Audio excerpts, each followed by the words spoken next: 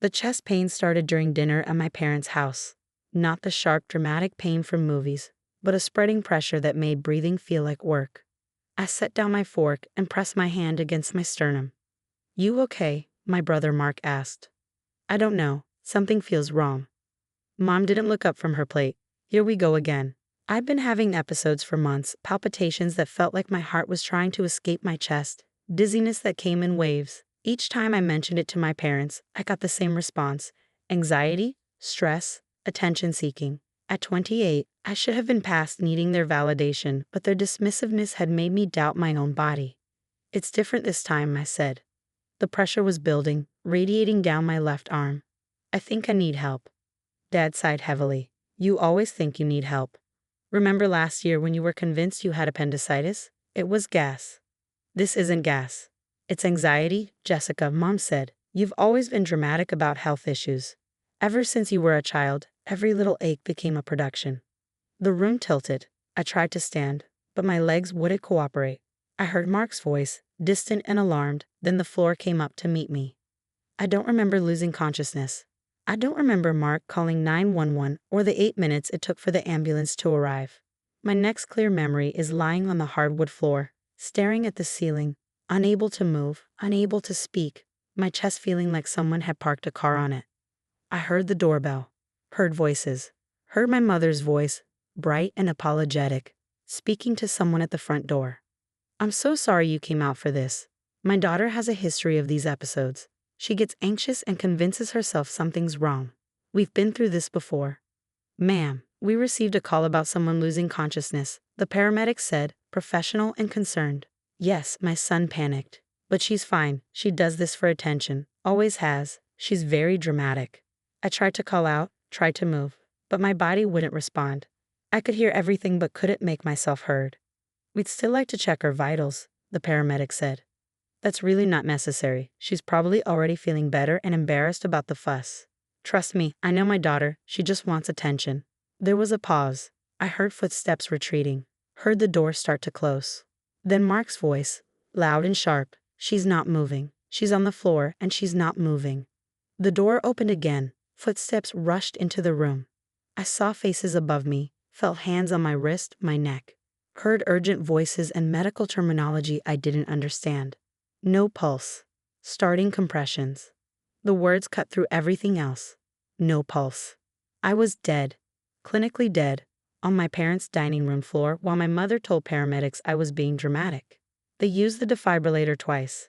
I learned that later, in the hospital, when a cardiologist explained that my heart had stopped due to an undiagnosed condition called Wolff-Parkinson-White syndrome, an extra electrical pathway in my heart that had been there since birth, waiting for the right combination of stress and circumstance to trigger a fatal arrhythmia.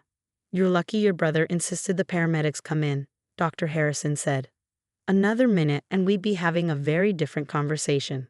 I spent 5 days in the hospital. They performed a catheter ablation to correct the electrical pathway, inserted a temporary pacemaker, and monitored me constantly. My parents visited once, the day after the incident. Mom brought flowers and acted like nothing unusual had happened. "We were so worried," she said, arranging the bouquet on the windowsill. "You told the paramedics I was faking." "I didn't say faking. I said you get anxious," which you do. "I was in cardiac arrest." "We didn't know that." "How were we supposed to know? You've cried wolf before."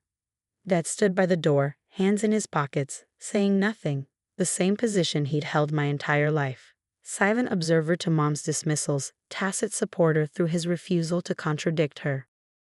"I almost died," I said quietly. "But you didn't.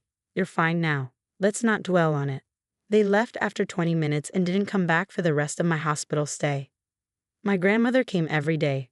Grandma Ruth, my father's mother, who'd always had a complicated relationship with my parents. She'd sit beside my bed for hours, reading, knitting, or just being present. We'd always been close, but something shifted during those hospital days. She watched the door every visiting hour, noticed who came and who didn't. "Your parents aren't here again," she observed on day 3. "They're busy." Too busy for their daughter who nearly died? I didn't answer. What was there to say? "I heard what happened," she said quietly. "Mark told me about your mother turning away the ambulance. She didn't know how serious it was. She didn't want to know. There's a difference. Grandma set down her knitting and looked at me directly. I've watched your mother dismiss you your entire life. Every concern, every fear, every accomplishment. Nothing was ever quite real enough for her.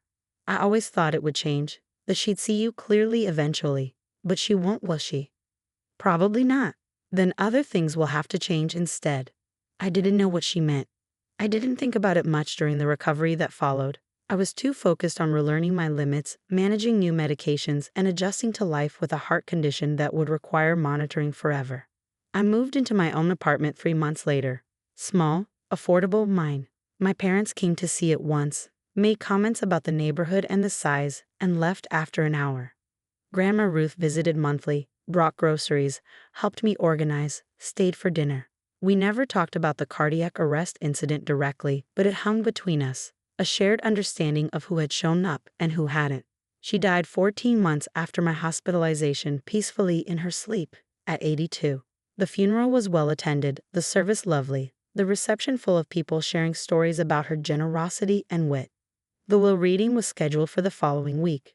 I expected nothing. Maybe a small keepsake, a piece of jewelry, something sentimental. Grandma Ruth had money, everyone knew that. A paid-off house in a good neighborhood, decades of careful investments, a late husband's pension. My father was her only child.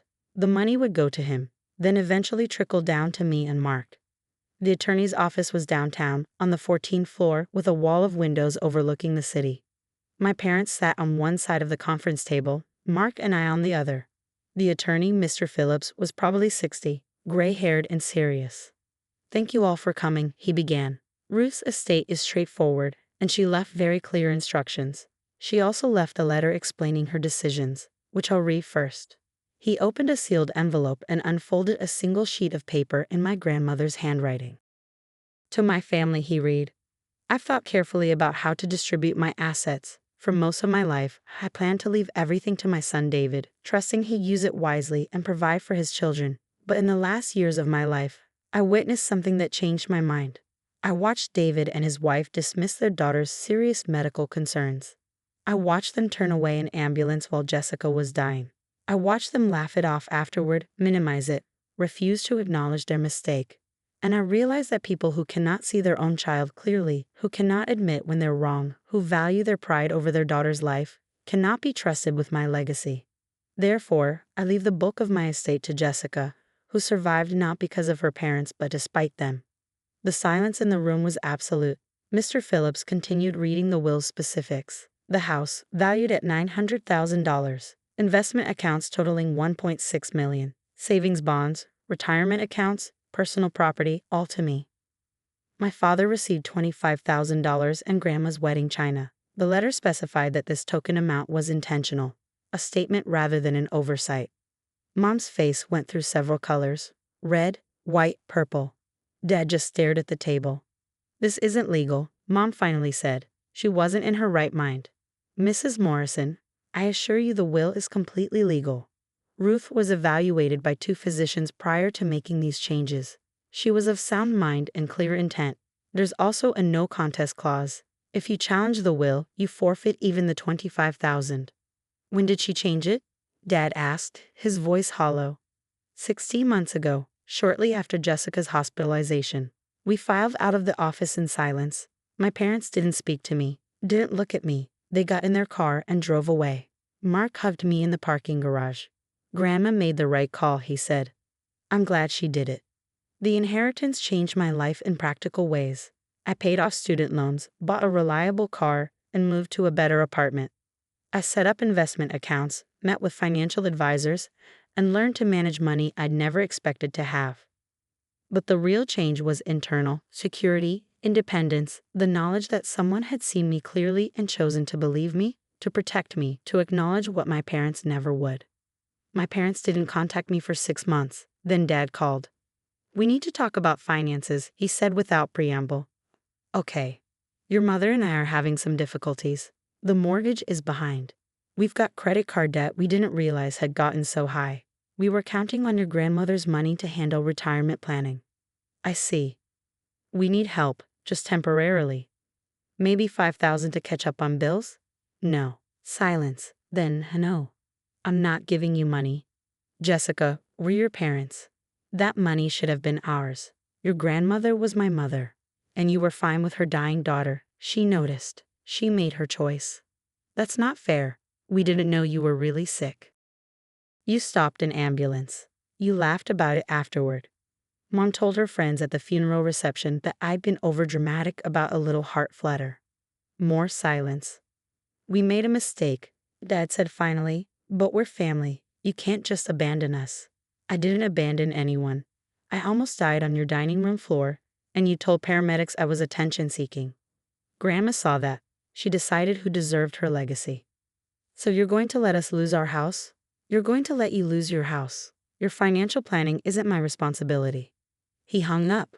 Mom called an hour later, crying, begging.